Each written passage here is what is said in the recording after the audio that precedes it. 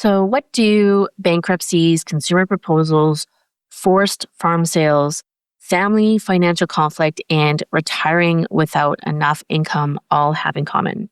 They rarely happen overnight. They're usually the final chapter of hundreds of decisions or decisions that were actually never made.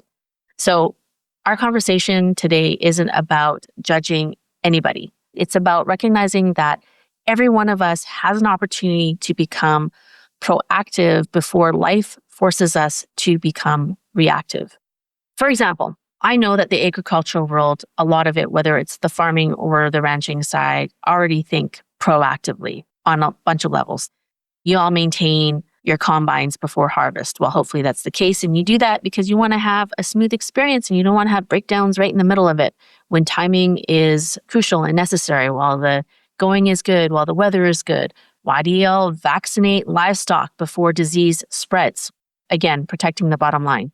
Why do you insure your crops before bad weather takes a hold of it? Again, protecting your bottom line. Why do you prepare for calving before the first calf arrives? Again, protecting the bottom line. Why do you test the soil before planting? Uncertainty is guaranteed. Preparation is simply a part of being a good producer. And I know a lot of you do with all of those things that you do to protect the bottom line.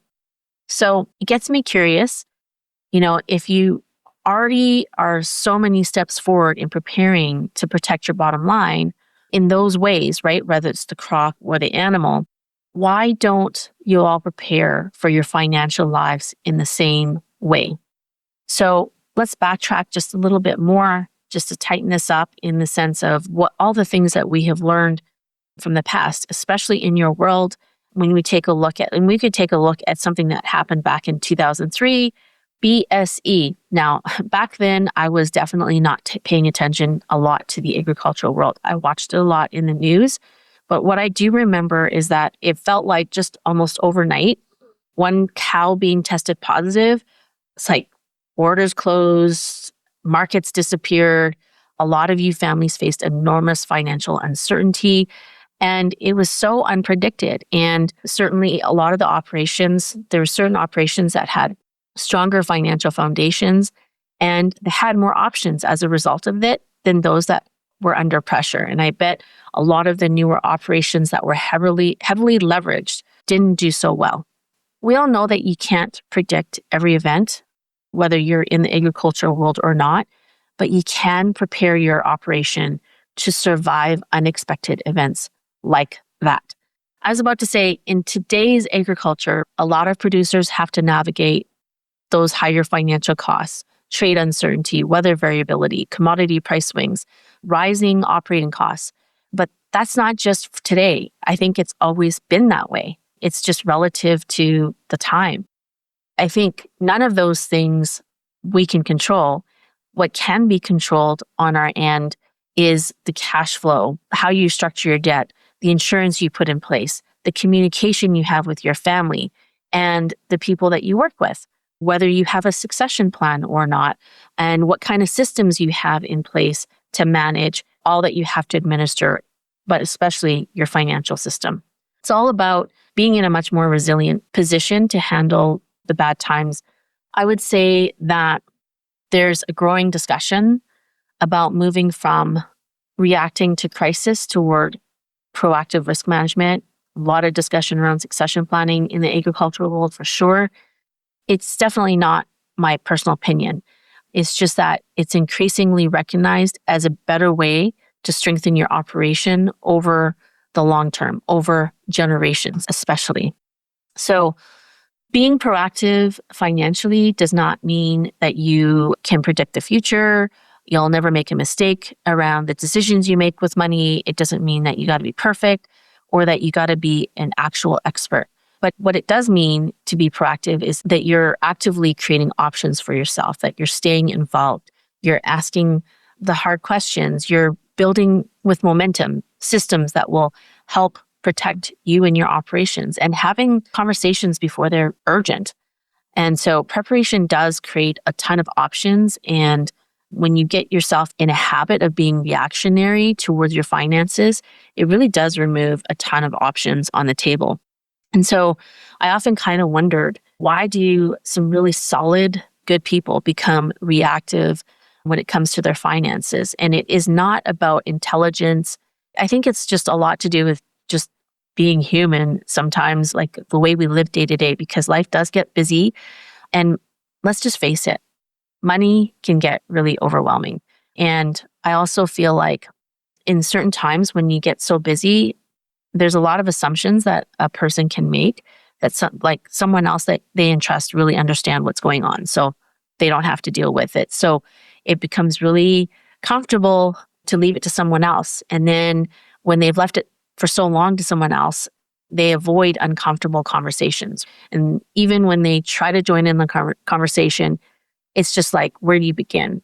Right. And I think what can also play into getting reactionary in your finances is like past financial experiences can create a lot of fear or a lot of avoidance, also known as money trauma. So delegation to someone else is very healthy. Abdication is absolutely dangerous when it comes to your money. There's absolutely nothing wrong with hiring professionals or entrusting other people, but there's also no one else and no other professional should care more about your financial future than you. No one will ever care more about your financial future than you do or should. Okay. So I want to offer you this to prevent yourself from getting into or getting out of a reactionary state when it comes to your finances. There are 5 foundations of financial resilience that I believe will help you get out of or prevent becoming reactionary in your finances. Number 1 is awareness. Got to know where you stand. You got to know your numbers and you got to know your cash flow. Number 2, protection. Protect before life actually changes, right? Insurance in place before it's actually needed. Full disclosure, myself and Lacey are life licensed. And so we offer accident and sickness and life insurance and all that. And so take it with a grain of salt, but you got to get life insurance in place before it's needed. You got crop insurance and all those kinds of things. But when it comes to life insurance and accident and sickness protection, you actually have to really qualify for it. So before too many health challenges come into place, that could take you out of the game of even being able to get that. So get it while it's good. And the sooner you do it, the better. Also understand what your insurance contract covers and what it doesn't.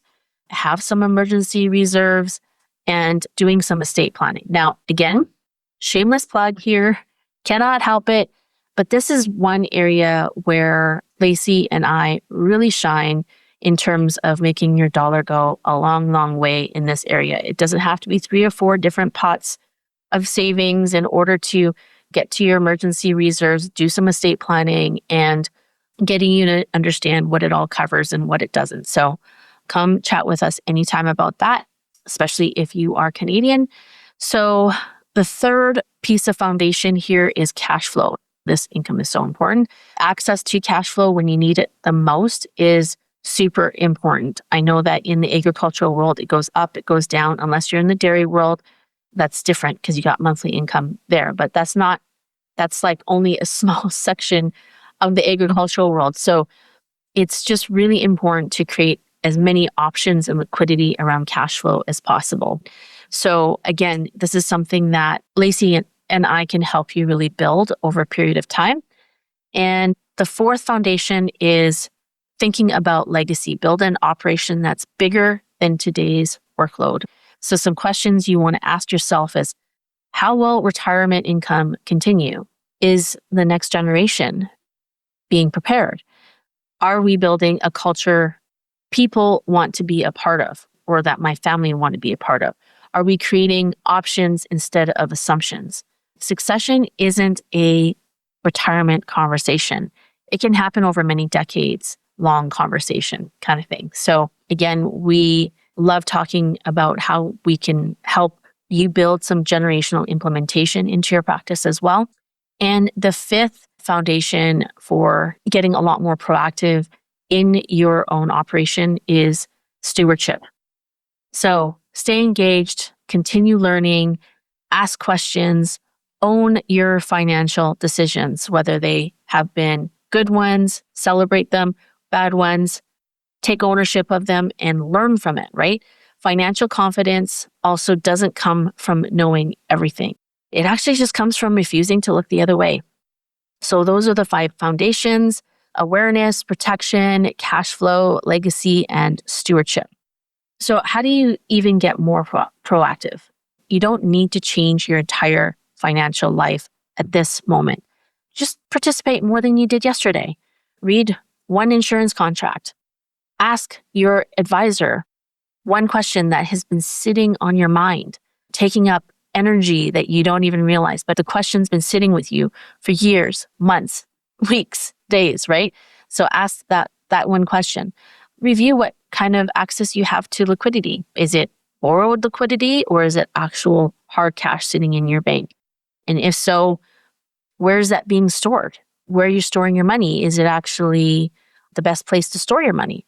Have you scheduled a family financial conversation? Perhaps you can learn one new financial concept or review your current succession plan or your current will, right? Small actions really do build a ton of confidence. And that's something that is really brought me a long way. Getting better happens in small steps. So confidence really does, even a small amount of confidence really builds a ton of momentum, and then momentum really just build resilience over time. So every successful operation has maintenance schedules, right? Like for your equipment, your buildings, your livestock, your fields that you have. And yet a lot of families just don't have a maintenance schedule for their financial future. Imagine if we gave our financial lives the same level of attention that you give your operations, like how much stress could be reduced, how many more options could you create, how much stronger could your families really become. So here's what I believe.